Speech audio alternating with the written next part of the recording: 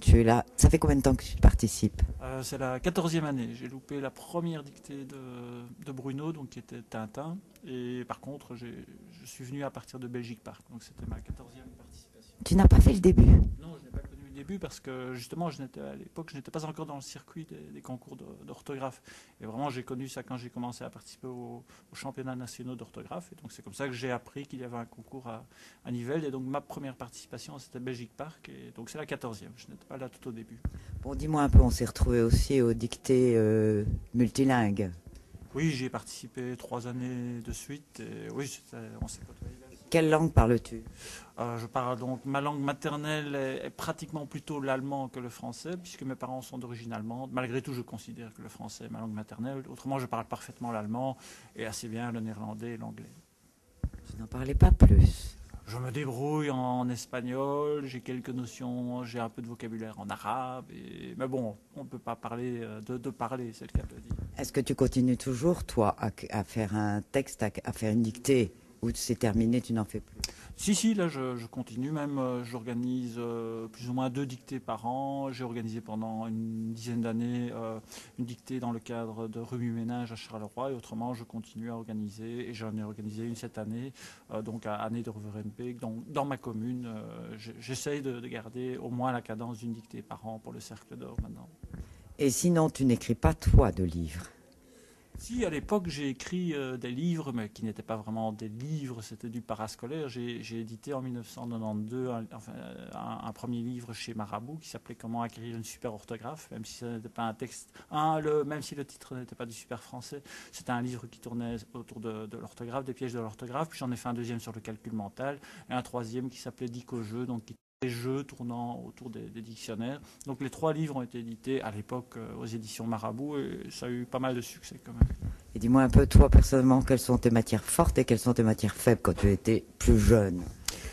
Eh bien, quand j'étais plus jeune, j'étais assez moyen en français et par contre, j'avais toujours 100% en maths. Et j'ai toujours dit en rigolant que vers 20 ans, j'ai viré de bord, expression qu'on utilise d'habitude dans un autre contexte. J'ai toujours dit en rigolant que j'ai viré de bord vers 20 ans parce que j'avais fait la maths, je m'étais lancé dans des études universitaires en informatique et à 20 ans, j'ai arrêté ces études. J'étais complètement dégoûté par les mathématiques et j'ai découvert cet amour de la langue française au départ par un jeu qui était le jeu des chiffres et des lettres, que j'ai découvert à 18 ans. Maintenant, je vais en avoir 43 le mois prochain. Ça fait maintenant 25 ans que je suis plongé dans les dictionnaires et que c'est devenu une véritable passion. Et puis par après, mon gagne-pain, puisque je suis correcteur. Et j'ai toujours dit en rigolant qu'effectivement, c'est seulement vers 18-20 ans que j'ai découvert cette passion pour la langue française, qui reste une passion et que je pratique tous les jours de par mon métier. Et dis-moi un peu, c'est pas un peu rébarbatif de corriger tout le temps À partir du moment où on adore faire ça, il n'y a rien de rébarbatif. Ce qui est assez chouette, puisque je travaille pour 2 rédactions différentes, 2 magazines différents, ce qui est très chouette. Excuse-moi, lesquels? Oui, donc c'est Femmes d'aujourd'hui et Télémoustique. Ce qui est très agréable, c'est la diversité des sujets traités. Ça peut être de la cuisine, ça peut être du tourisme, ça peut être de la politique, ça peut être des sorties livres, cinéma, théâtre. Donc ce qui est agréable dans le fait de travailler pour ces 2 rédactions, c'est cette énorme diversité de sujets que je corrige et ce qui me permet de considérer que c'est un très agréable travail.